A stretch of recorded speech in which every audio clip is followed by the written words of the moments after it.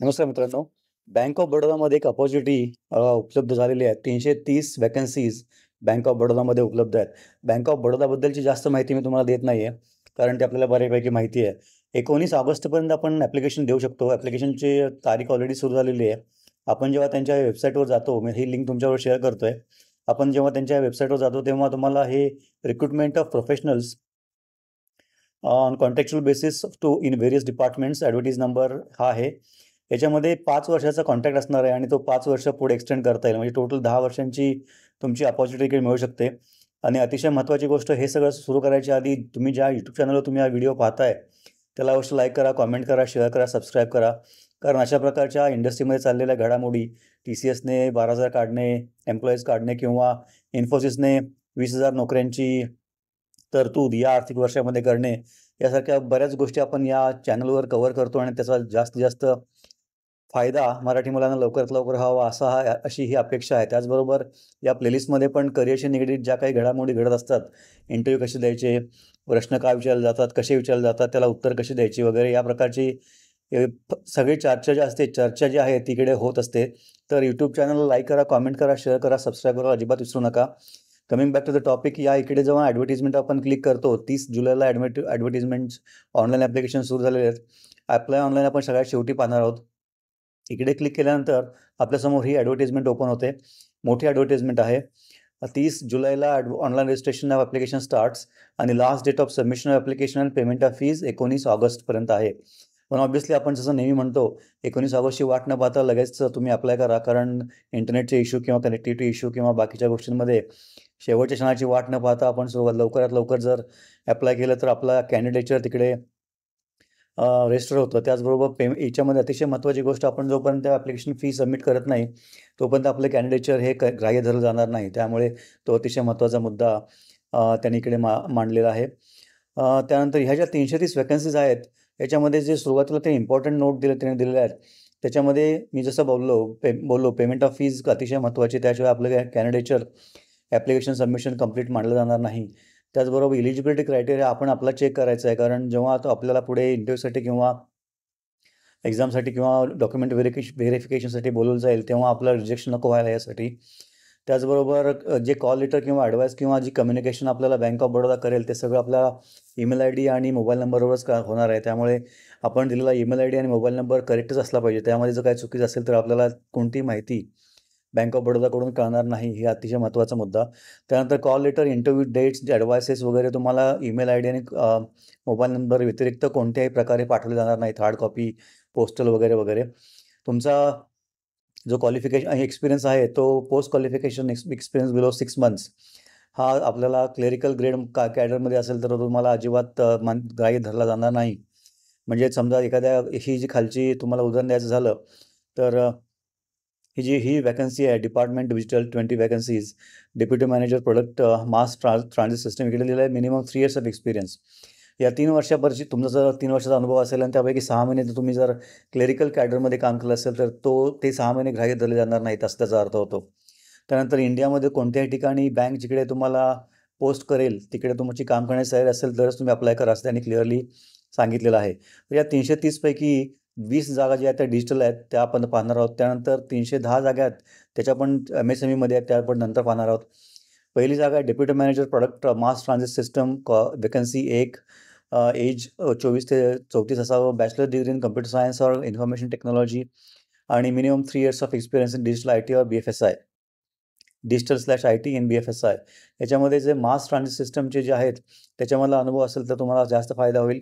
याच्यामध्ये managing and supporting large scale payment systems, IT project including transaction processing, settlement and reconciliation, किंवा experience in working with various stakeholders including internal teams, external partners, vendors. असा जर तुम्हाला अनुभव असेल तर तुम्ही इकडे लगेच अप्लाय करू शकता. दुसरी पोस्ट आहे AVP 1 product mass transit system. Again vacancy 1 आहे, bachelors degree in computer science and information technology related field. Minimum 5 वर्षाचा एक्सपिरियन्स हवा आहे.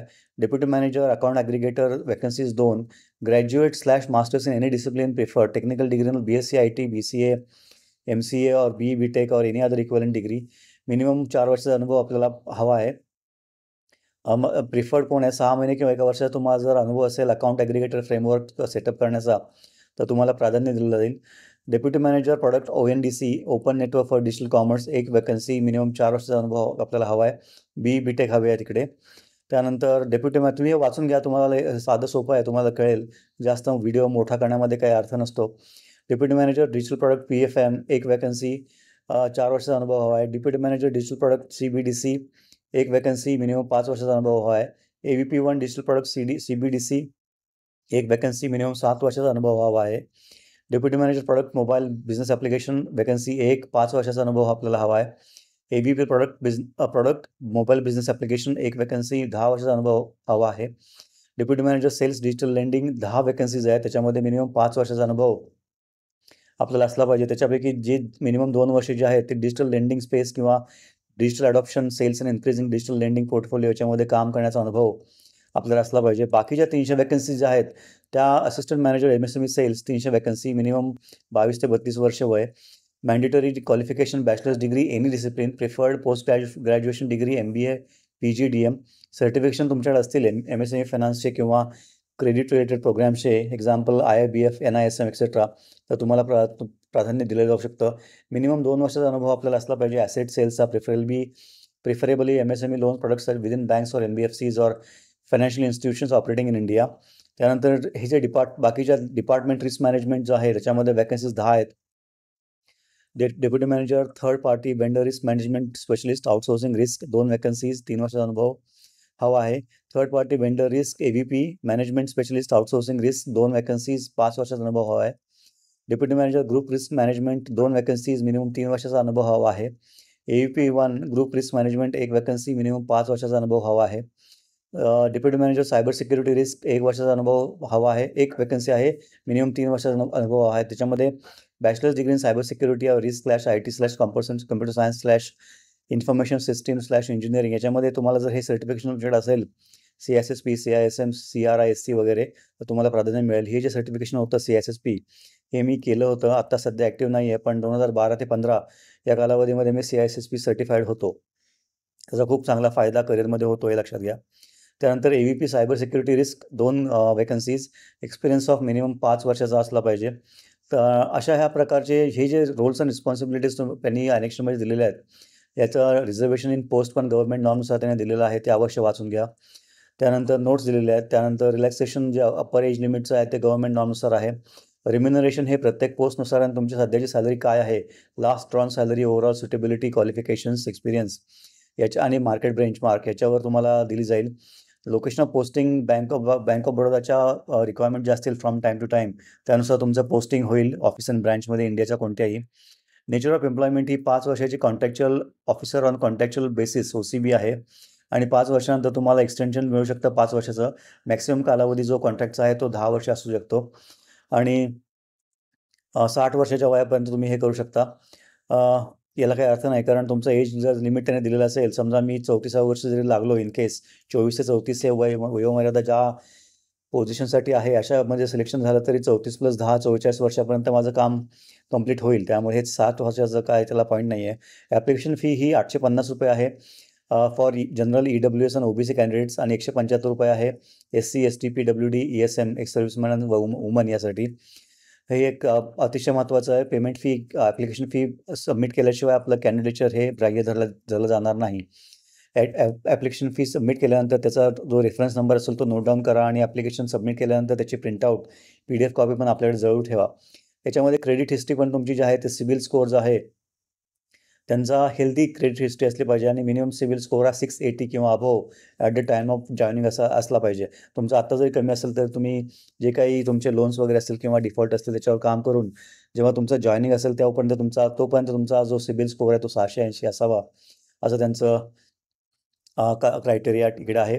एलिजिबिलिटी क्रायटेरिया त्यांनी दिलेले आहेत, आपण जे वाचलेले आहेत त्याच्यामध्येच, आणि ॲडिशनल काही जे कॅल्क्युलेशन ऑफ पर्सेंटेज किंवा नॅशनॅलिटी, सिटिझनशिप, सिलेक्शन प्रोसेस हे सगळे डिटेल्स त्यांनी दिलेले आहेत. सिलेक्शन प्रोसेसमध्ये तुमचं शॉर्टलिस्टिंग केलं जाईल. त्यानंतर सबसिक्वेंट राऊंड जो आहे पर्सनल इंटरव्ह्यू किंवा एनी अदर सिलेक्शन मेथड हे बँक ऑफ बडोदा सिलेक्ट ठरवेल आणि त्यांचे सर्वाधिकार त्यांच्याकडे आहेत. त्यामुळे किती मुलांना सिलेक्ट करायचं आणि किती मुलांना इंटरव्ह्यूसाठी बोलवायचं आणि किती मुलांना जो रेशो असतो तो काय असेल, या सगळ्या ज्या राईट्स आहेत ते बँक ऑफ बडोदाकडे असतील. आपण जर काही मिसकंडक्ट किंवा अनफेअर मीन्स यूज केले तर त्याची penalty found guilty of misconduct आपल्याला डिबार केलं जाऊ शकतं. आयडेंटिटी व्हेरिफिकेशनचे डॉक्युमेंट्स त्यांनी दिलेले आहेत. लिस्ट ऑफ डॉक्युमेंट्स त्यांनी दिलेले आहेत, कोणकोणते आपल्याला लागणार आहेत ते.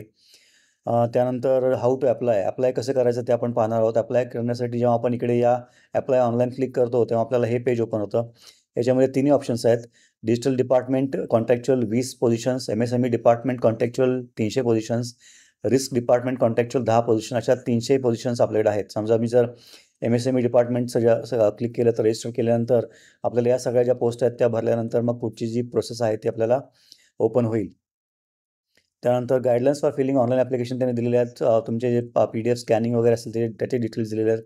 पेमेंट ऑफ फीज कशी करायची, जनरल इन्फॉर्मेशन, अनाउन्समेंट ज्या आहेत त्या फक्त बँक ऑफ बडोदाच्या ऑफिशियल वेबसाईटवरूनच घ्या. बाकी कोणत्याही प्रकारे जर तुम्हाला इन्फॉर्मेशन दिली गेली किंवा काही इन्फॉर्मेशन मागितली गेली तर त्याला अजिबात बळी पडू नका.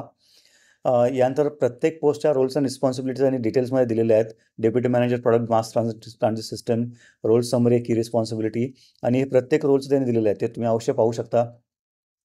ज्या रोलसाठी तुम्हाला अप्लाय करायचा असेल तो त्या रोलचं स्पेसिफिक रोल्स अँड रिस्पॉन्सिबिलिटीज तुम्हाला इकडे पाहता येतील. आणि त्यानंतर या सर्व प्रोजेक्टसाठी ते दिलेले आहेत, त्या अवश्य पहा. त्यानंतर जे मॅनेक्शर आहेत त्याच्यामध्ये अपलोडिंग द फोटोग्राफ, सिग्नेचर आणि अदर डॉक्युमेंट्सचे डिटेल्स त्यांनी दिलेले आहेत. फाईल साईज कशी असावी, स्कॅन कसं करायचं, कोणत्या फॉर्मॅटमध्ये करायचं, अपलोड कसं करायचं वगैरे सगळी इमेजिंगचे सगळे डिटेल्स त्यांनी इकडे क्लिअरली दिलेले आहेत. ते अवश्य फॉलो करा. आणि सगळ्यात शेवटी जे अनेक्शर आहे त्याच्यामध्ये फॉर्म जे आहेत, तुम्ही ज्या प्रकारचं एक रिलॅक्सेशन किंवा कन्सेशन तुम्ही मागत असाल त्यानुसार जे फॉर्मचे फॉर्मॅट्स आहेत त्याचे डिटेल्स त्यांनी इकडे दिलेले आहेत. ते अवश्य पहा आणि त्यानुसार तुमचे ॲप्लिकेशन बरोबर या फॉर्मॅटमध्येच तुमचे जे सर्टिफिकेट्स किंवा तुमचे जे डॉक्युमेंटेशन असेल ते तुम्हाला सबमिट करावं लागेल. तर अशा प्रकारे या 330 वॅकन्सीज आहेत आणि 19 ऑगस्टची वाट न पाहता लगेच आपल्याला तिकडे अप्लाय केलेलं खूप चांगलं होईल. त्यानंतर तुम्हाला पुढची तयारी करायला पण वेळ मिळेल. तर जाताना शेवटी या सगळ्या लिंक्स मी तुमच्यावर शेअर करतोय. ॲप्लिकेशन लिंक, ॲडव्हर्टिजमेंट लिंक आणि मेन पेज त्याच्याकडे अवश्य पहा. आणि जाताना शेवटी याच्या यूट्यूब चॅनलला लाईक करा, कमेंट करा, शेअर करा, सबस्क्राईब करा. याच्यामधल्या वॅकन्सी जरी तुम्हाला डायरेक्टली लागू होत नसतील तरी पण तुमचे शेजारी पाजारी मित्र, सीनियर ज्युनियर ज्या कोणाला याचा फायदा होईल अशा मुलांपर्यंत पोहोचवण्याचा प्रयत्न करूया. आणि सबस्क्राईब करायला अजिबात विसरू नका आणि शेअर करा, कमेंट करा, लाईक करा. Thank you very much.